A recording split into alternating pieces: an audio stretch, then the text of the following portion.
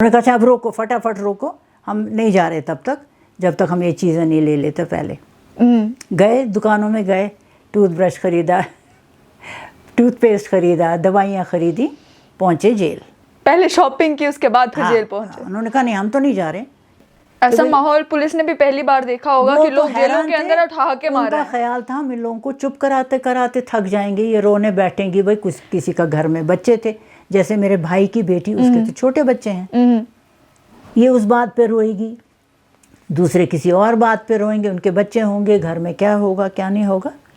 لیکن یہ تو اور ہی حساب ہے، یہ تو ہنس رہے ہیں. یہ تو اور پوری رات وہ کوئی نہیں سویا، پوری رات بیٹھ کے گپے مار رہے تھے. کشمیر نے 5 اگست کے بعد ایک انٹرسٹنگ واقعہ تب دیکھا جب سیاست میں اتری ہوئی مہیلائیں سڑکوں پر بھی اتر گئی، پروٹیسٹ کیا، دھرنا دیا. اور اس سمے وہ خبریں بھی آپ نے جانی ہوں گی، ہیڈ لائنز میں آیا تھا کہ ڈاکٹر فاروق عبداللہ کی بہن کو، ان کی بیٹی کو اریسٹ کیا گیا، ڈیٹین کیا گیا. آج میرے ساتھ ہیں بات کرنے کے لیے بیگم خالدہ شاہ، جو اس پروٹیسٹ کا حصہ بھی تھی، اور انہی سے جانتے ہیں کہ ہوا کیا کچھ تھا. خالدہ جی پہلے تو ویلکم ٹو اسٹریٹ لائن. تھوڑا سا بتائیں کہ وہ پروٹیسٹ کے لیے جب پلاننگ کی جا رہی تھی تو مائنڈ میں کیا کچھ تھا، اور جب وہاں پر پہنچے تو کیا کچھ ہوا؟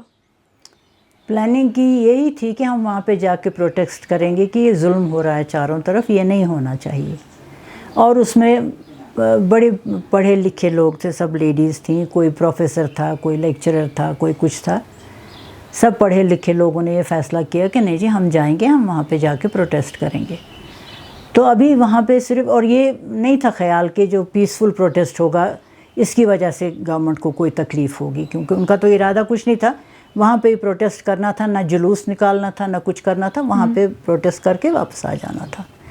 لیکن ہوا یہ کہ گورنمنٹ کو پتہ نہیں کیا لگا اس میں، انہوں نے ایک دم گاڑیاں بھیج دیں اور بولا نہیں جی آپ تو انڈر اریسٹ ہیں سب کے سب. تو پہلے ایک گاڑی لائی گئی، اس میں ان کو پتہ نہیں کیا سمجھ آئی، تو پھر گاڑی بہرحال لے آئے اور ان سب کو بولا کہ آپ جی اس میں بیٹھ جائیے، چلیے. تو اب وہ کیا کہہ سکتے تھے، انہوں نے کہا اچھا ٹھیک ہے چلتے ہیں، تکلیف کیا ہے.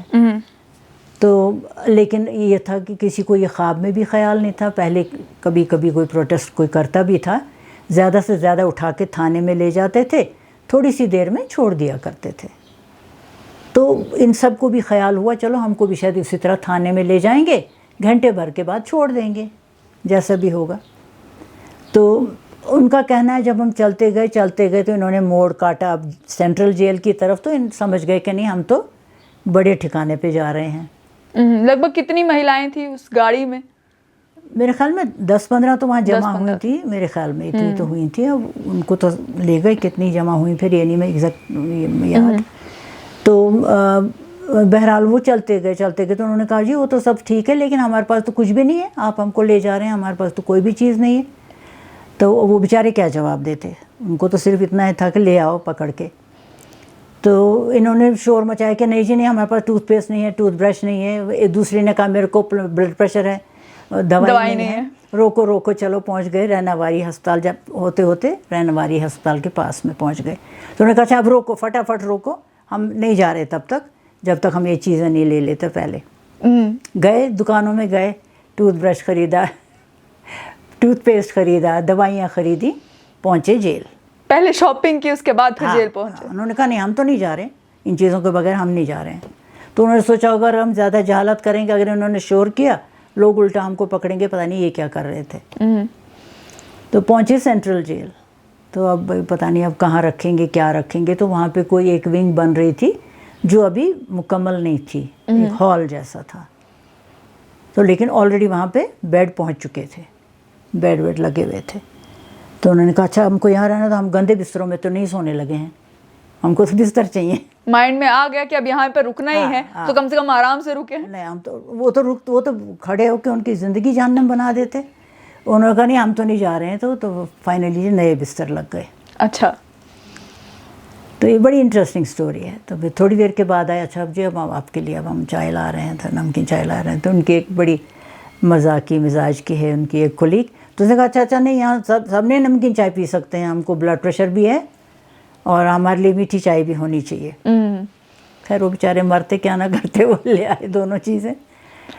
تو خیر بیٹھے ہوئے ہیں اب کر رہے ہیں بات, تو چلو جی شاید مت شام تک چھوڑ دیں گے. تو لیکن ماحول کس طریقے کا تھا اس سمے؟ سارے کے سارے جیل کے اندر ہے, بات چیت میں کیا چل رہا تھا؟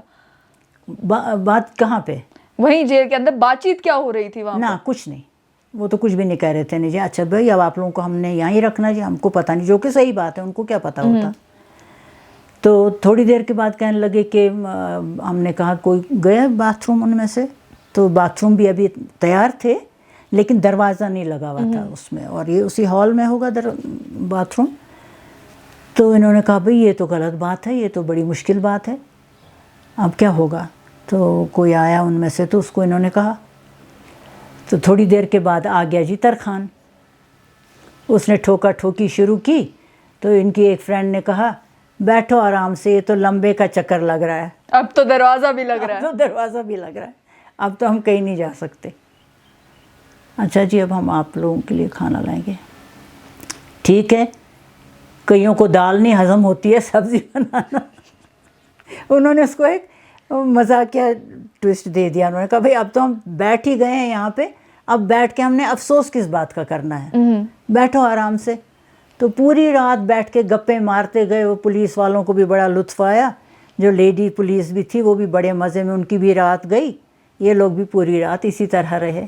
ایسا ماحول پولیس نے بھی پہلی بار دیکھا ہوگا کہ لوگ جیلوں کے اندر اٹھا کے مار رہے ہیں. ان کا خیال تھا ہم ان لوگوں کو چپ کراتے کراتے تھک جائیں گے, یہ رونے بیٹھیں گی. بھائی کسی کا گھر میں بچے تھے, جیسے میرے بھائی کی بیٹی, اس کے تو چھوٹے بچے ہیں, یہ اس بات پہ روئے گی, دوسرے کسی اور بات پہ روئیں گے, ان کے بچے ہوں گے, گھر میں کیا ہوگا کیا نہیں ہوگا.